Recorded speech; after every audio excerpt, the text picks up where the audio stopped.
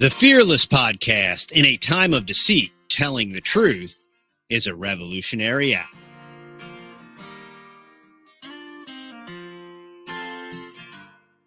All right, y'all. Welcome back to the Fearless Podcast.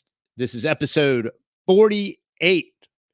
And today I'm really excited to introduce y'all to Dr. Anthony Chaffee. Dr. Chaffee, welcome to the Fearless Podcast. Not a problem. Thank you for having me. So, Dr. Chaffee, for those of that don't know who you are, maybe you could give us a little bit of an intro, some of your background.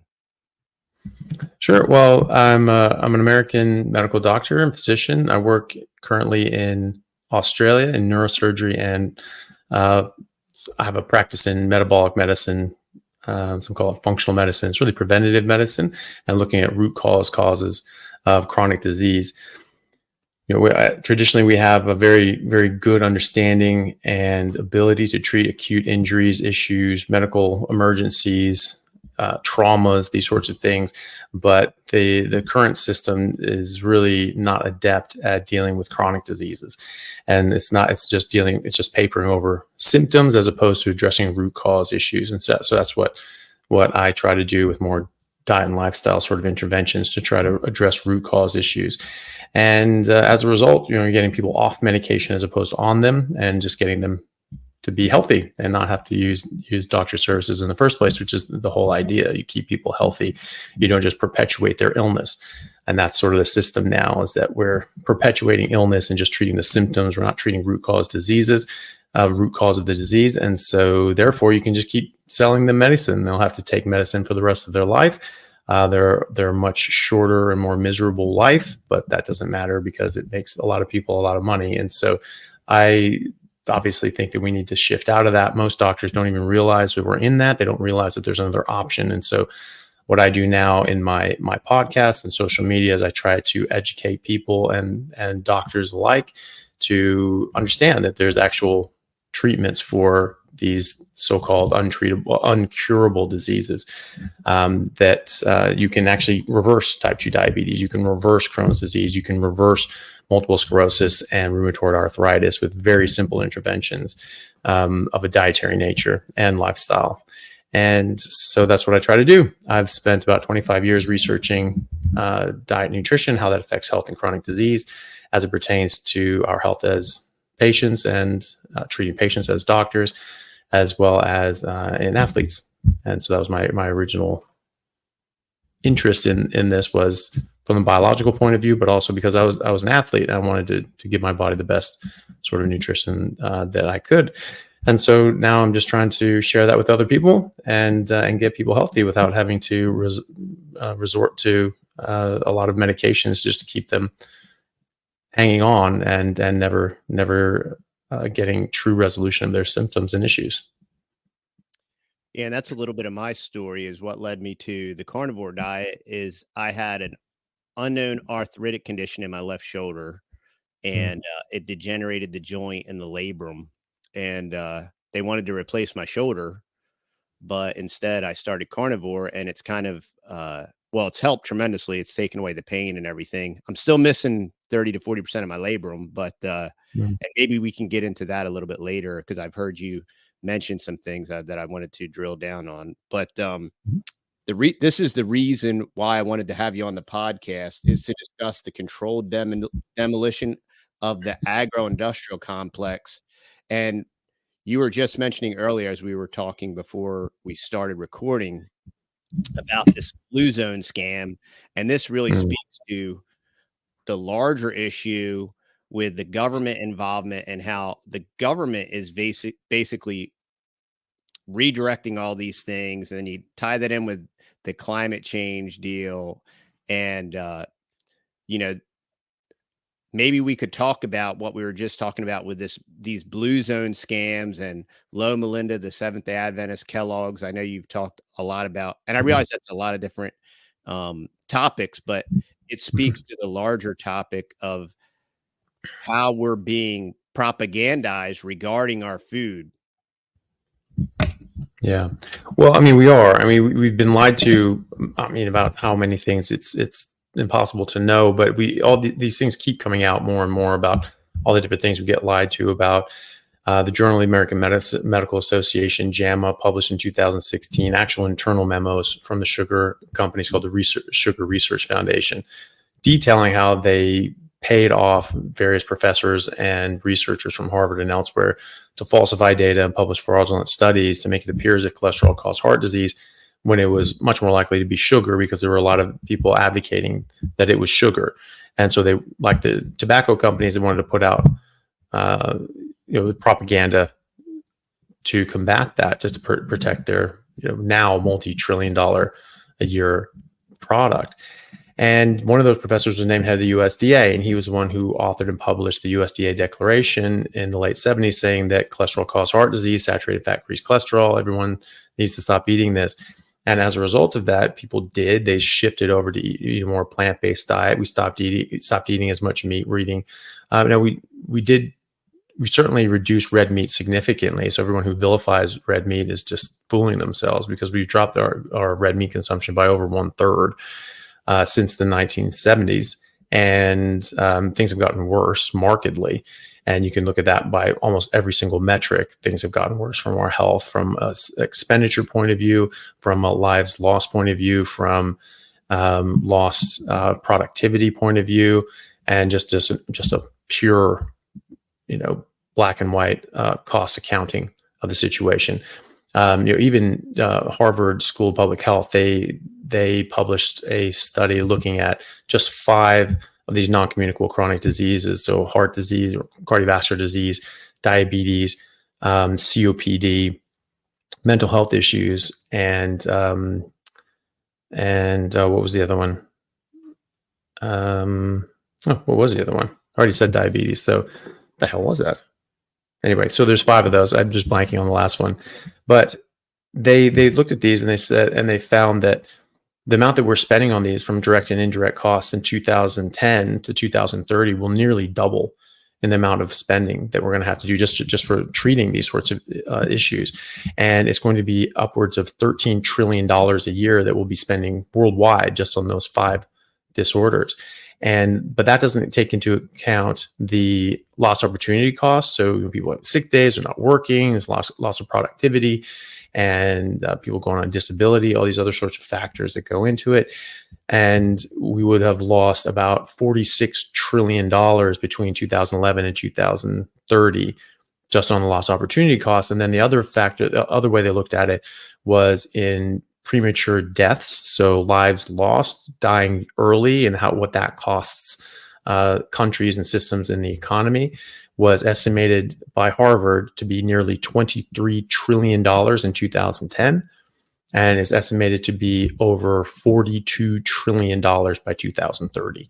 So per year worldwide. So, $13 trillion a year in just direct and indirect spending, then $42+ trillion a year in lives lost, and then all the trillions of dollars in opportunity costs. I mean, we're talking, $60 trillion a year that we're going to be destroying out of the economy or shoveling somewhere else. I mean, there's some of these industries are obviously profiting from that, as some of that $13 trillion goes into that. The rest of it is just lost. That's just lost to society and to the world. So that's a very losing equation. So since we made these changes, I mean, you can say what you want about red meat, but you can't say that. You can't say that more red meat makes things worse, because we're eating we've reduced red meat by over 1/3 since the 1970s, and just from 2010 to 30, I mean, these costs are doubling, right? So it's not red meat. And we've increased fruits and vegetables, increased grains, increased seed oils, increased sugar in the form of high fructose corn syrup, especially in America, but around the world. And these diseases are just getting worse and worse and worse. And so we have been lied to. We've been flat out lied to. We've been told that it was one thing. It was definitely not that. We have hard documentation showing that the sugar companies basically made this up and then paid people off to run with it. And and then you have further sort of machinations of different sorts of industries, such as the food and drug companies. There's a gentleman named Callie Means, who's a whistleblower, Mhm. He worked in the food and drug companies, and he's saying that, hey, these guys know that this processed food is making people sick, and they're profiting off of it on the back end because they're selling medications to, treat these metabolic diseases. He said, I know they know this because I was in the board meetings with them when they said it. So he's been making a lot of rounds showing that these guys know what they're doing. This isn't a mistake. And they obviously have a very big vested interest in keeping these industries going. The food companies, like the big processed food companies like Coca-Cola, Nestle, Pepsi, they spend the vast majority of money on nutritional research than anybody else. So I think Coca-Cola spends about 11 times the amount of money on nutritional research than the NIH. Right. So it's the vast majority of nutritional research goes into this, and they're all pushing this plant-based narrative because they know that when people go plant-based and they stop eating meat, they don't go eating fresh quinoa salads with sprouts and arugula. They might start like that, but they where they go very quickly is eating a whole bunch of processed crap and potato chips. And so that's what's going to make them money, and then that's going to make the pharmaceutical companies money on the back end as well. And so they're happy to perpetuate this system, even though it means the suffering for a lot of people. And it goes even further back than that. But I mean, that's enough to drive a lot of harm. Yeah, and that's what's interesting about the consolidation of all these transnational companies. Even with beef processing, just on the meat side, but all of these companies can, over the last 30 or 40 years, they can continue to consolidate, and it makes these connections between big processed food, sugar, and big pharma. It basically ties them all together, and they basically feed each other. Mm-hmm.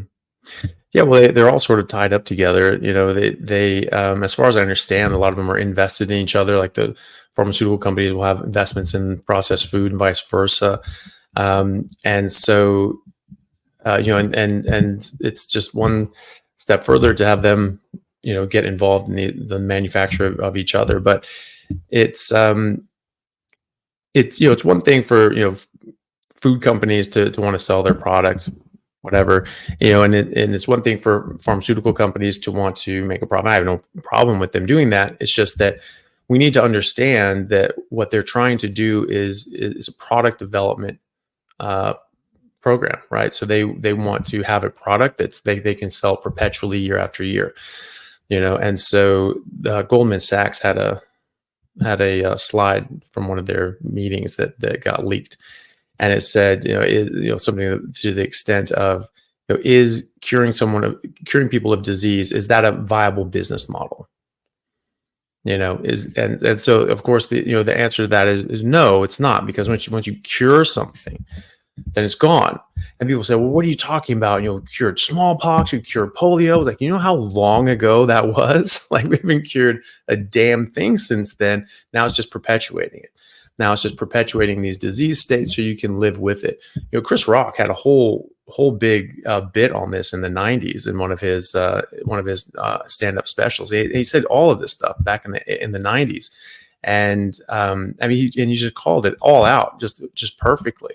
He said, they're not going to cure a damn thing. It's like, buying a Cadillac that's bumper doesn't fall off. They have like metal that can orbit the moon and like go past Jupiter. Like, they can make a damn, Chevy that doesn't fall apart, but they want it to fall apart. So you have to pay to fix it and you have to buy a new one. And so that's the thing. They want money on the return. You just have something that works like a body or a car. You never need to get it fixed. You never need to pay for it. And so that's what he was saying. He said they're not going to try to cure anything anymore. They're just going to try to make you able to live with it. And he's right. That's their business model. And fine, that's their incentive. We just need to understand that as consumers, that's what they're trying to do.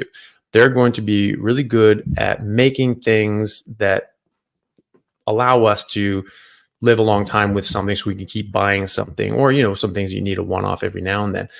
But what they're not going to do is try to find the cures for anything. And so we just don't look to them for that. We don't wait for a pill to come out. We look at ourselves. Okay, so independent research have to look at this. Independent doctors have to look at this. Patients have to look at this and say, okay, how do I get myself better? I can take the drugs and that can help me for a time, but if I want to get well, I have to figure out what's making me sick. And because all these diseases are getting worse, they're not getting better. And it's not an infection that's sweeping the nation or sweeping across the world. These are non-communicable chronic diseases. Non-communicable mean they cannot pass from one person to another. And they are not solely genetic because they're getting worse. They're getting more prevalent. More people are getting these things. More people are getting them younger. More people are dying from these things as we go. We've never been more technologically advanced in history that we know of before now. And so why are we getting worse? Why are we getting sicker? Why are we dying younger in a lot of cases from these diseases? Some of these things used to never get seen in the younger decades, or certainly not in childhood, like type 2 diabetes that used to be called adult onset diabetes, and fatty liver disease was only seen in alcoholics. And so, then in the 1990s, a bunch of 10-year-olds were getting adult onset diabetes and fatty liver disease. And I remember the news reports when it happened as when I was a kid, they were saying like, well, how the hell is this? This guy's 10 years old. How can he get adult onset diabetes? He's not an adult.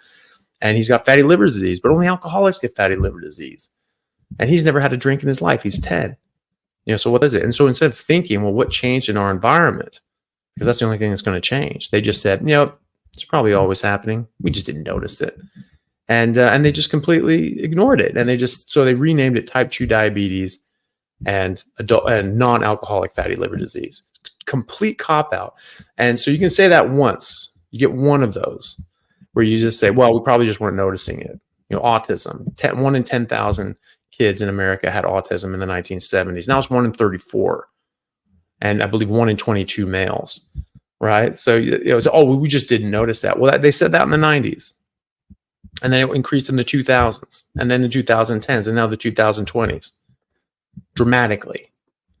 So you get to say that once, but then after that, you're just being lazy, because, okay, well, we didn't notice it before. Well, now we're paying attention. Okay.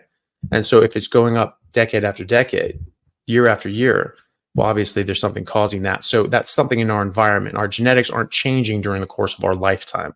The population genetics can't change as a population in one generation.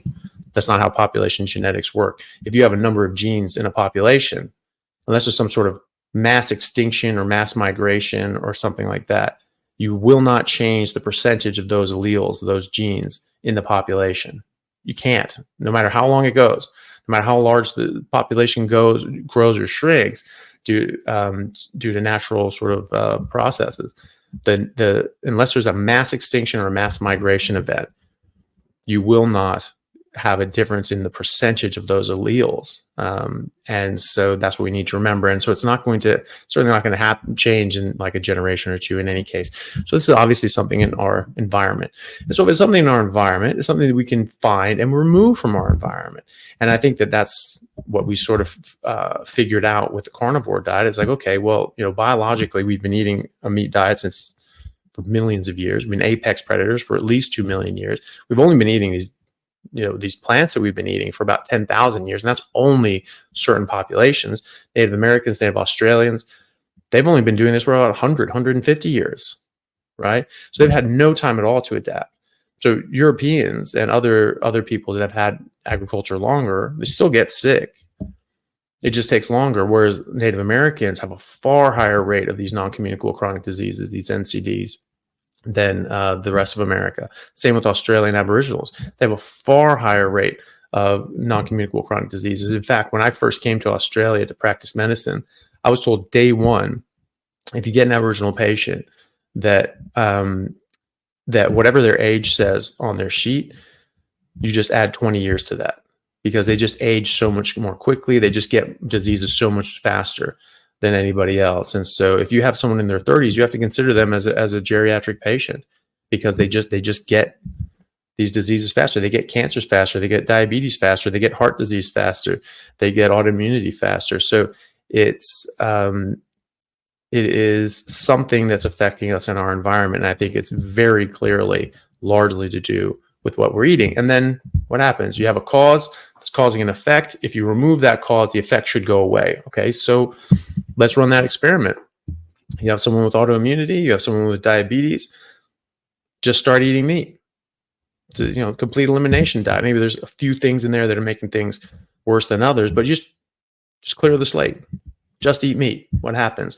Autoimmunity goes away, antibodies go down, diabetes goes away, all these other diseases go away, all these issues go away, people's weight improves, all these other sorts of things. I see that every day in my medical practice, and I get people off medication. I rarely put people on very rarely put people on medications. I'm generally getting them off medications, and it's so I mean, that the proof of the pudding is in the eating, right? So okay, let's just try it, see what happens. Okay, well, we try to see what happens, and then that's what we're seeing. So I have hundreds of patients to speak from. I know dozens of other doctors that are doing the exact same thing, and they're having the exact same results with their patients. And there are large clinical trials showing the efficacy of this. And in fact, ketogenic diets have been shown in thousands of studies to be extremely beneficial in a number of different medical issues. And the ketogenic diet is an animal-based diet, because when you get rid of carbohydrates, you have to replace it with fat and protein. Well, where does that come from? It comes from meat.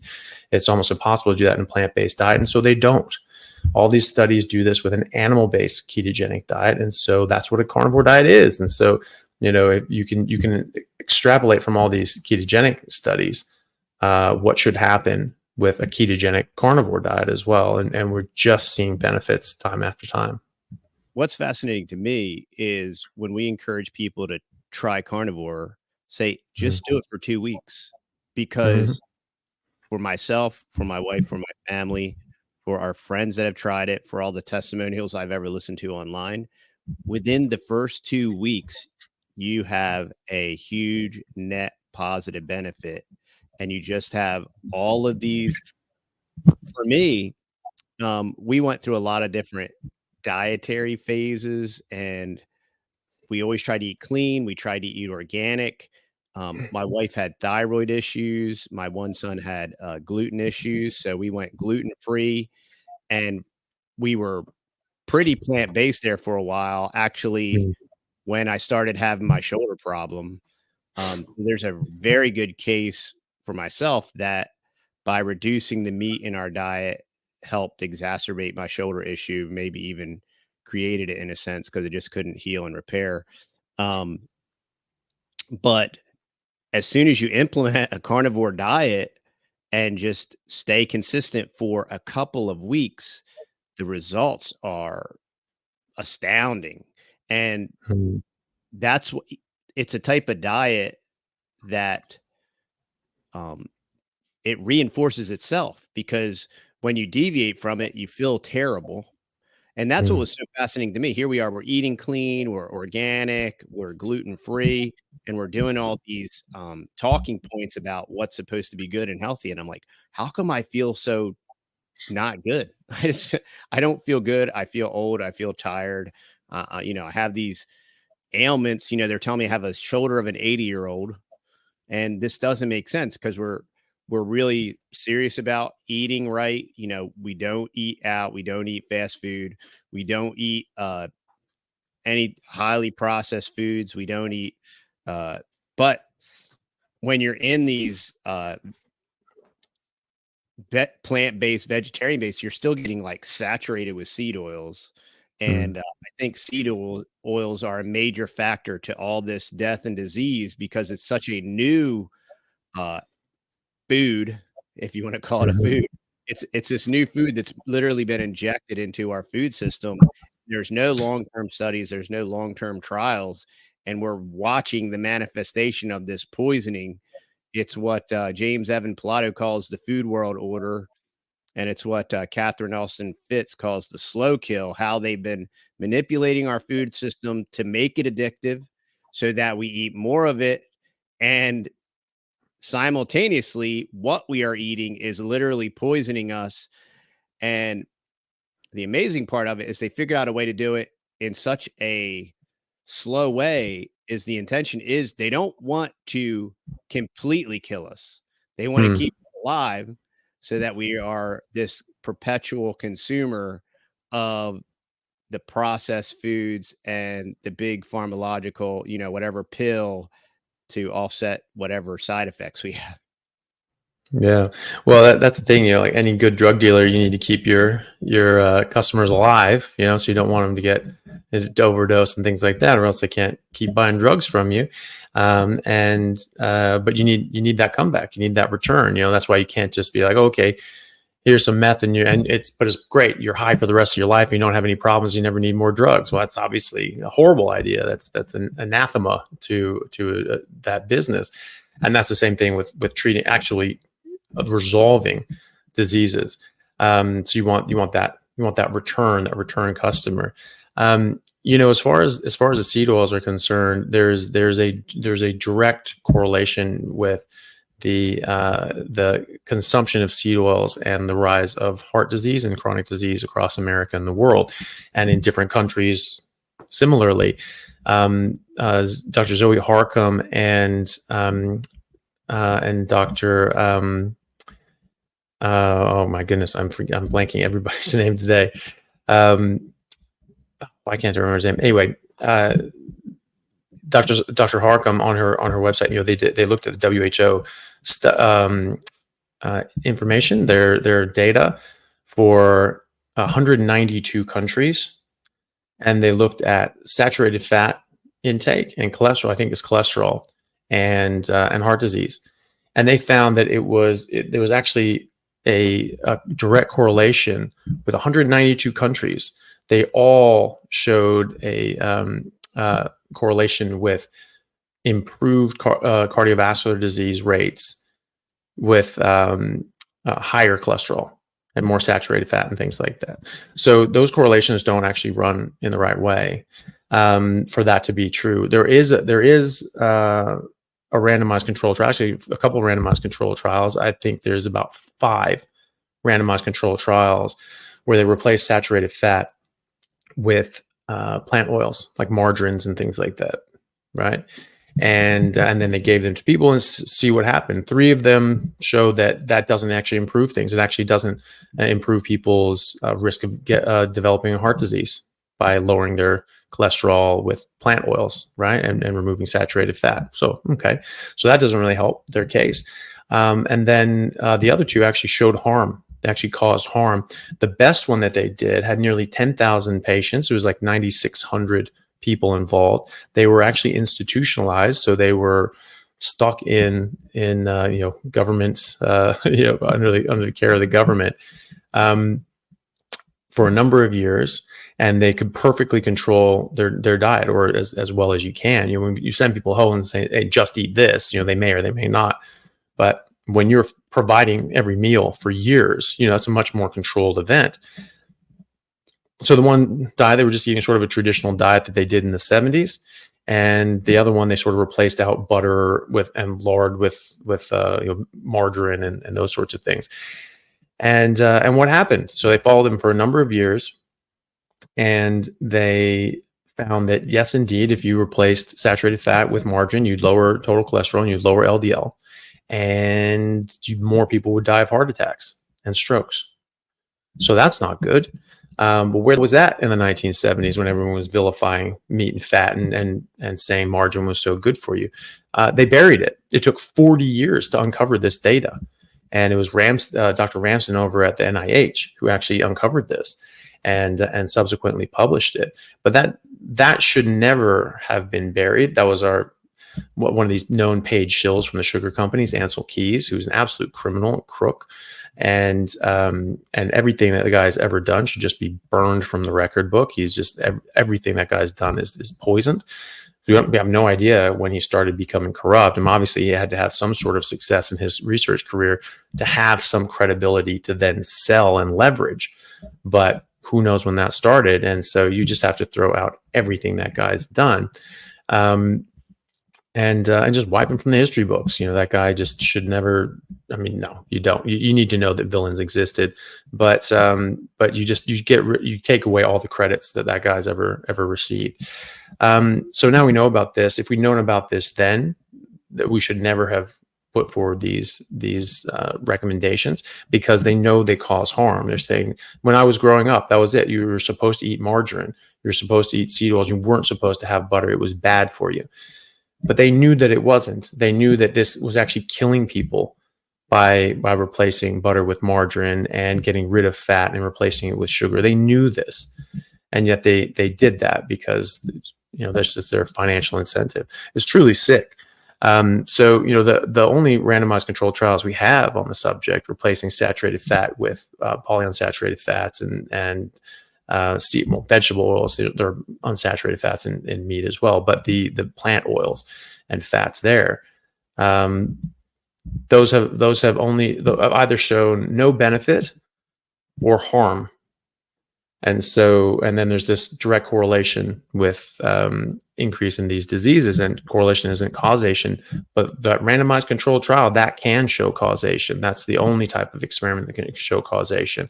And so when you're changing out that one variable, you replace animal fat with plant fat, and more people die when you do that.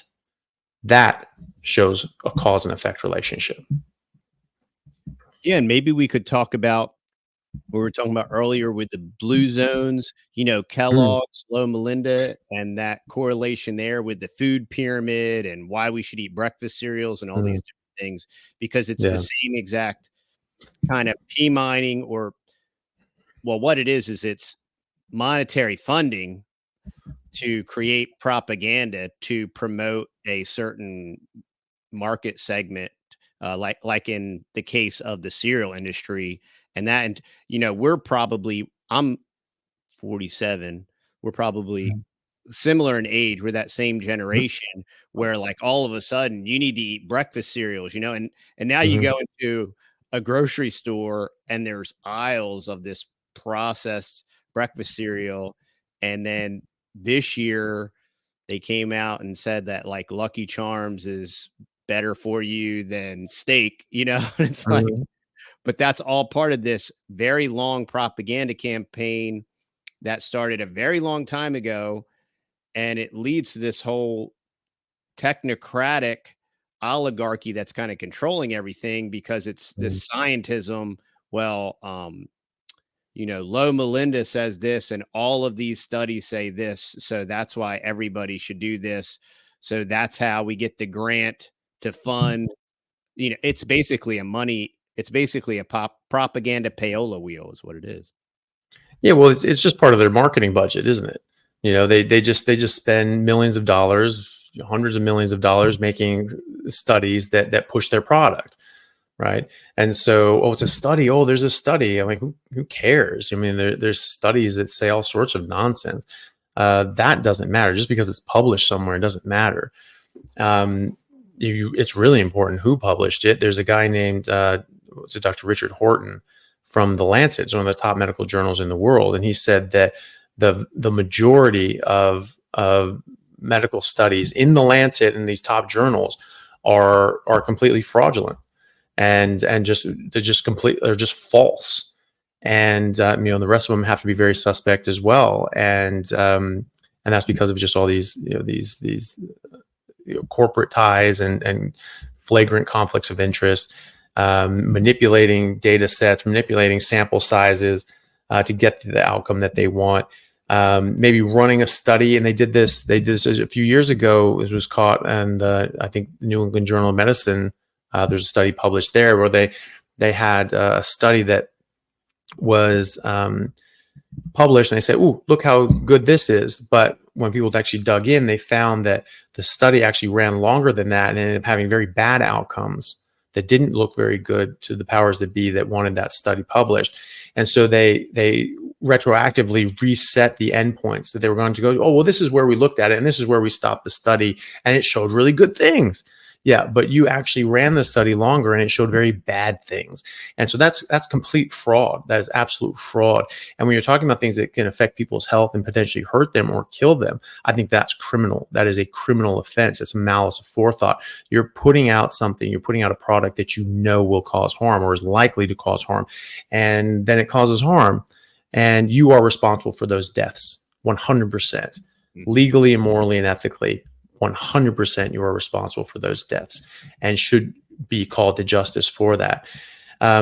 This was echoed by the editor-in-chief of the New England Journal of Medicine and many other people. She said the same thing, that you just can't trust studies anymore. You can't trust the medical guidelines anymore. You can't trust these trusted bodies, these authoritative bodies. You just can't trust them. They're completely corrupted.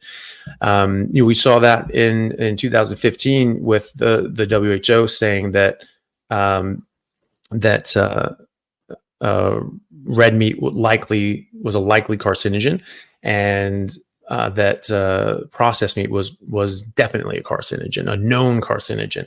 Well, first of all, if meat is not a carcinogen and processed meat is a carcinogen, what does that mean? That means it's not the problem with the meat. It's something you did to it in that process. You added something to it. You added spices, seasonings, chemicals. So those plants and those chemicals are what are carcinogenic, if anything. But the fact of the matter is that that is not what the data showed. There's a gentleman who was on that board for the WHO, and it's not all villains that work at the WHO and CDC. There are real scientists and doctors and researchers there, and this was one of them. And so he said that being on that panel was the most difficult thing he's ever gone through in his professional career, because he said that they threw out hundreds of high quality studies that showed absolutely no relationship between processed meat or unprocessed meat with cancer or any other deleterious health effect. And they threw those out in favor of extremely poor quality studies with extremely tenuous connections between what they called meat and colon cancer. And it was only like an 18% increased risk. When you're looking at epidemiological studies, it's background noise unless it's over 200%. So, and they know that, but the public doesn't know that. And so when you just push this out, it's just like Hitler said, you repeat the lie, you say it over and over again until people just start believing it, and they believe that it's true. Because, oh, well, everyone knows this. Okay, well, where's the evidence for that? There isn't any. So that those studies, they would call things that had in meat that were used as an ingredient in food, they would call the whole thing meat, right? Mm-hmm. So fast food was meat. Pizza was meat, right? Because sometimes the toppings are meat. And fast food was meat because you might have a burger patty, ignoring the bun, ignoring the fries, deep fried in seed oils and the sugary drink or the artificially sweetened drink. All of that is meat. All of that counts as meat, right? And lasagna, sandwiches. I mean, like this is the kind of things that people do. It's any sandwich. Apparently, that's meat now, because it may have meat in it, and that's something that Professor Willett from Harvard was doing. That he did his study that said, "Oh, diabetes. Red meat causes diabetes, or is associated with diabetes," because you can't say cause because he didn't do a cause and effect experimental relationship, because he just does epidemiology so that he can manipulate the data and show whatever the hell he wants. And so he was calling pizza, lasagna, and sandwiches meat.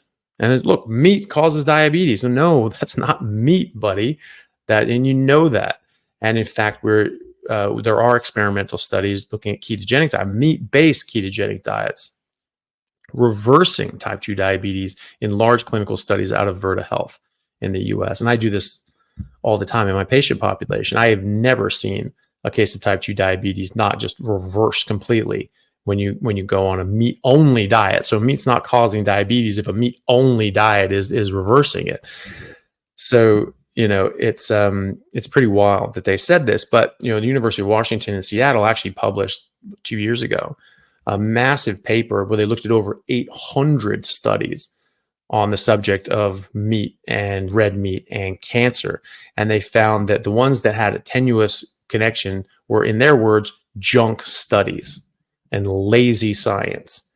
And they found that the better quality ones found absolutely no connection between meat and cancer, especially even processed meat and cancer. but especially not with red meat and cancer. So, this is just a fraud. And so that gentleman who was on that board at the WHO, he said that was very difficult watching that happen. And he said that they were all vegans, vegetarians, and Seventh-day Adventist church members. If for people that don't know, the Seventh-day Adventist church has held since the 1800s that meat is sinful. It causes lustful feelings and therefore is a sin.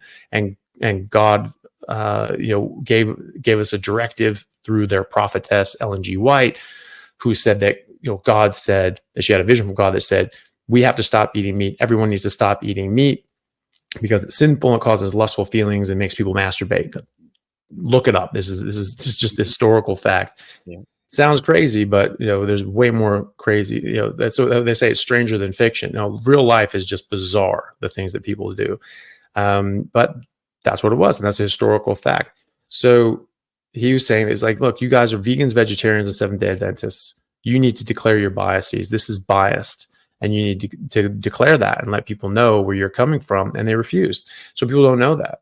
They don't know that this is how these things were brought about. And so that's why you can't trust these things. You don't know who's on it. They're not necessarily doctors, scientists, and researchers. And if they are, they could be completely corrupt, like Ansel Keys and those fellows from Harvard who sold out the health of the planet for how much? $6,500.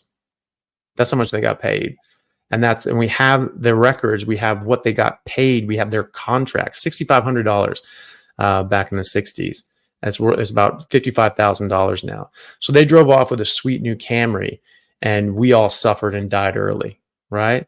I mean, that's really, that's it. That's what you sold your soul for, really? You better hope there's nothing else after this, because you would definitely be facing judgment for that. And they should have been facing judgment for that here. People still should be, because these food and drug companies are still perpetuating this lie. The Sugar Research Foundation is now the Sugar Association. They have their own records. They know what they did historically. So they know that this is crap. They know that their product is harmful. And they're still pushing this out there. I mean, they're still committing the crime. They're still knowingly putting out a harmful product and trying to blame something else. So I think they're still culpable criminally. I was talking about the Seventh-day Adventists. I know a lot of Seventh-day Adventist church members. They're just normal people. They're just nice, normal people. But the system in place is about, you should not eat meat. It's sinful. That came from Ellen G. White back in the 1800s with the founding of the church. And her protege was a kid named John Harvey Kellogg, who grew up to be Dr. Kellogg and started Kellogg cereals with his brother. Very influential man, extremely famous. Anthony Hopkins played him in a movie called Road to Wellville. He was a bit of a nut. He did a lot of very strange things that people can look into. Very, very eccentric in a lot of ways, but extremely famous and extremely influential. And so presidents went to him, Carnegie went to him, Rockefeller went to him, Henry Ford went to him. Very famous people went to him and really held him in high regard. And was probably a very smart guy, but at the same time, he was extremely ideologically conflicted. And so he would spend a lot of his time inventing things, and a lot of things we invent were these plant-based meat alternatives and Kellogg cereal. And he talked about this, like, you need to eat a bland plant-based diet to suppress your sexual urges and masturbation. And people would take their kids to him at his sanitarium in Battle Creek, Michigan, to help deter them from masturbating, because it was just such an evil sin that this happens. Now, Ellen G. White wrote about this in one of her dozens of books that he was the typesetter for. So this was ingrained in his brain because he's just reading all of her books from an early age. And in one of her books, I think it was called A Solemn Appeal to Mothers, she says, if your child masturbates but once, it's like putting a gun to their breast and pulling the trigger. They are dead in that instant. And so they really took this seriously. And he's a 12-year-old boy reading this going like, oh my God, this is the worst thing ever. And this is coming from a prophet of God. Obviously, this is real stuff.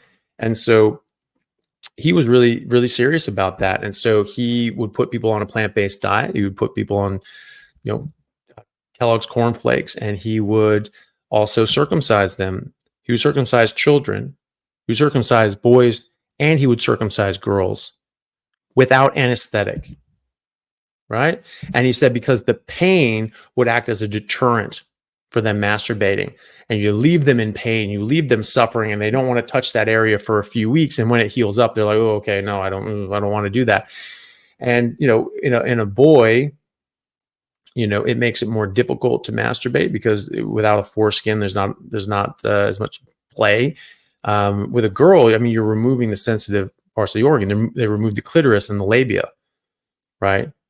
So, I mean, it was just disgusting what this guy did. He was the one who actually influenced the medical establishment in America, saying that everyone should circumcise their boys for hygiene reasons. That it was much more cleanly and much more hygienic to circumcise people. It's just like, really, why have we never needed circumcisions? I mean, why don't animals out in the wild need circumcisions? You know, I mean, this is, you know, like if that was causing such a huge burden of disease in nature, it wouldn't have happened. And then, so, you know, they started circumcising people, but the reason was not for cleanliness reasons, not for hygiene reasons. If you just wash yourself, circumcised or uncircumcised, you have the exact same health risks, exactly the same, as long as you just practice basic hygiene, right? If you never wash yourself under your foreskin, sure, that actually increases your risk of penile cancer by 3-fold. Fine. It's soap, it exists, right? And so, you know, it's that's not an excuse. And so, but the reason he did it was to deter masturbation. But at the same time, we didn't walk it back. You know, it didn't say like, all right, you know, you figured it out anyway. Just stop circumcising. You don't actually need to do that. That stayed. People still think, I talk about this stuff, just the history of this, that's on the record. People can look this up. You know, they say, no, you circumcise people for cleanliness and hygiene reasons. Like, they're still saying this stuff that he said over a century ago in order to trick people into circumcising their kids. So it's pretty crazy, but obviously, you know, Kellogg's sort of has a life of its own now. They're a multi-billion-dollar operation, maybe even, you know, higher than that. And they want to perpetuate themselves now. You know, now they want to make money, whether they have the ideology that Mr. Kellogg's had or not, Dr. Kellogg. I don't know, but the Seventh-day Adventist Church, they haven't stopped yet. You know, they founded like 20 cereal companies themselves, such as Sanitarium Foods, which is the largest cereal manufacturer in Australia, and they make Wheat Bix, those disgusting things, you know, that people somehow eat. You know, that's one of their main products. And so they're still going. And now they've always enjoyed tax exempt status. They've actually never, that multinational company has never paid taxes, right? Because it's just a church bake sale after all. They're just selling some cookies, you know? And so now you have the church and their ideology, this warped ideology that somehow the food that we've been eating for the entire existence of humanity is now somehow bad for us. That ideology from the top down, the people, you know, controlling the wheels, that now they have just billions of dollars behind them, right? So now they're just doing what the hell they want to do. But it's not that they've certainly infiltrated different organizations like the WHO, like the government. I mean, the McGovern report, that was 1977, Senator McGovern put out a report saying, it's like, okay, well, we need to think about, you know, what are we eating, what's good or bad. And it's the first time the government ever said, like, ooh, maybe we should limit something, as opposed to let's try to get enough of everything, because before that we were dealing with nutritional deficiencies and people not getting enough. And now we're like, oh, no, we're having too much. We don't want all this saturated fat, and cholesterol could be bad for you and cause heart disease. So you need to limit that. That report, the McGovern report, was written by a Seventh-day Adventist church member, right? So, you know, it's not like they just had this ideology put out there in the 1800s and then just like left it to bed. No, and it's not like they just started corrupting institutions now. In fact, a lot of the institutions they founded the processed food companies, right, with Kellogg's cereals, and then 36 cereal companies like Post came up out of Battle Creek, Michigan, around him due to his influence. And then Sanitarium Foods founded 20 of their own cereal companies. It was all to replace meat with plant-based foods. That's where it's most important. Sanitarium Foods. Sanitarium Foods, yeah. Because the thing is that that's their hospitals. Their medical centers are called sanitariums. So Kellogg's hospital is called the Battle Creek Sanitarium. And so it's sanitarium foods, right? And it's just what you can expect to get fed in their sanitarium. So, run if you ever faced with that. And they've got hundreds. They've got hundreds of institutions around the world. I'm sure they do a lot of very good work with that. I'm not taking that away from them, but this side is really corrupt. And so in fact, they founded a lot of these institutions. So they founded the processed food companies. They founded a lot of the cereal companies. They still run a lot of the cereal companies. I mean, Kellogg's isn't owned by the church, but they have strong ties. They do, work together and things like that. You'll see studies that are paid for by Kellogg's that are peer reviewed and approved by Loma Linda Medical Center, which is the medical center and medical school of the Seventh-day Adventist Church. When I was in California looking at medical schools there back in the 2000s, I looked at Loma Linda and said, "Oh, what's that? I've never heard of that school before." And there was a reason for it, because as soon as I looked at it, I got a message that popped up on the computer that said, "If you're not a member in good standing of the Seventh-day Adventist Church with a letter from your deacon showing that, you're not even allowed to apply for medical school here." And I was like, okay, whatever. And that's what that is. And, so that's the thing. They're part of the peer-reviewed system, right? So that anything that's plant-based and says that meat's bad, absolutely come right through. So this whole idea that, the literature, there's a study, it's just these people patting